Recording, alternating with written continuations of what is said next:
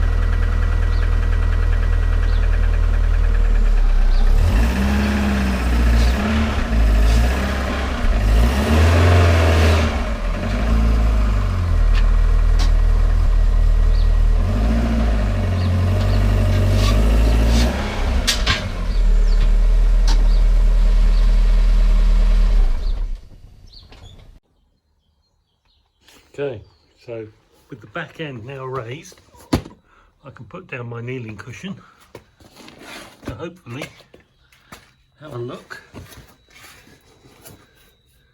Well, there's an exhaust and an engine, and we'll see if we can look around and find this subframe.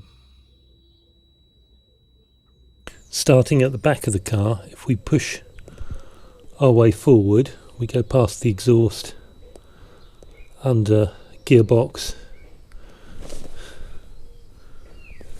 and engine. There we can see the two water pipes, and above those is, I believe, the front of the subframe. Very awkward to see, really, and the real question is, how do we get at that? If we look further forward, that's just the body of the car with the two coolant pipes running forward and various brake lines and other bits and pieces going on there. So I believe this is the subframe just there. Quite how we jack on that point is very difficult to tell. Let me let's go forward a bit. Okay, so this is subframe as well. This looks more like, oh, wrong way, something we could actually get a jacking point on, doesn't it? Much more like, and hopefully there's one the other side. Yes, there is. This looks much better for jacking points and axle stands on there. Let's see what we can do with that. So underneath the car now, we're looking out under the side, but we have these points here which look to be part of the subframe and very strong. We can see over here is the jacking point on the side of the sill, but that I tried using that to jack the car and results were disappointing.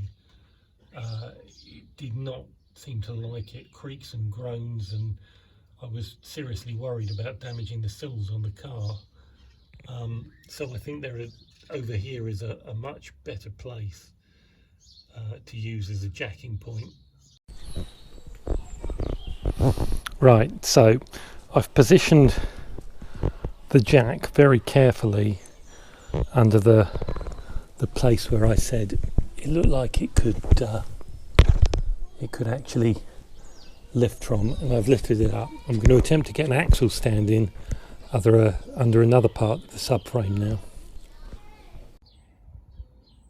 Okay, so we went up a bit more, and as you see, I've managed to get the axle stand in under the subframe at the rear now.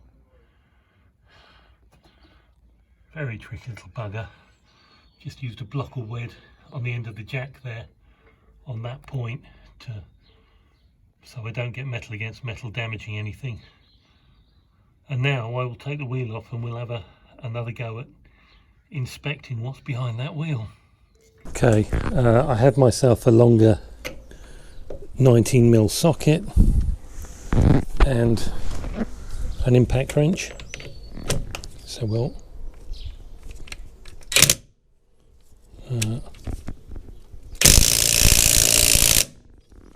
going the right way? No, that's the wrong way.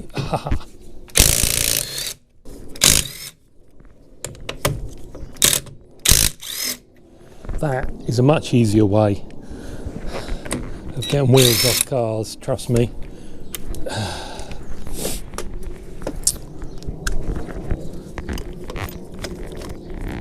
2,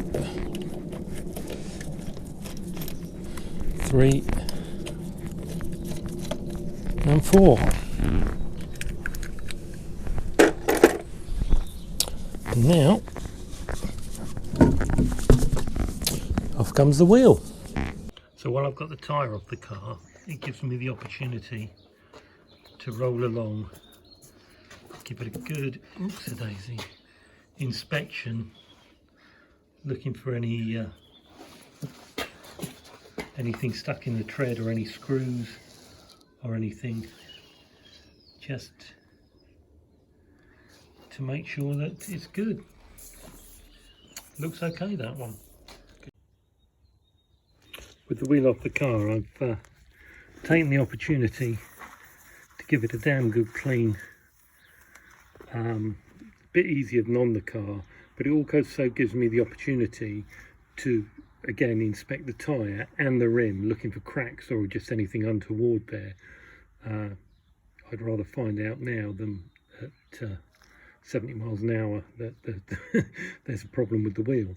So yeah, and it's always nice to clean stuff up, make it look pretty.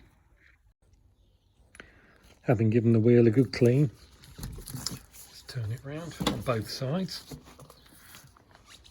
Nice and clean and sparkling now. So reassembly is kind of the reverse of taking it apart. I've seen all I needed to see. It's pretty clean and in good nick in there. So I pop the wheel back on and then need to do the wheel nuts. Wheel hung back on.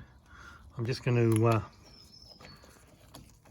hand tighten the nuts back into place to make sure that the wheel is seated correctly before tightening them with the torque wrench. Then I'll need to just lift the car a little bit so that I can remove the axle stand, which is hidden under there. With that out of the way, I can lower the jack and we should be done. Final part is to grab our torque wrench and pop that in there, and finally torque it down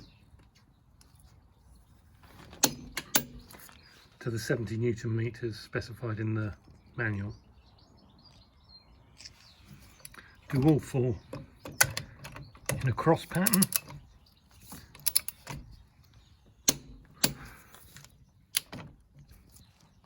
Job done. Final part, axle stand out the way.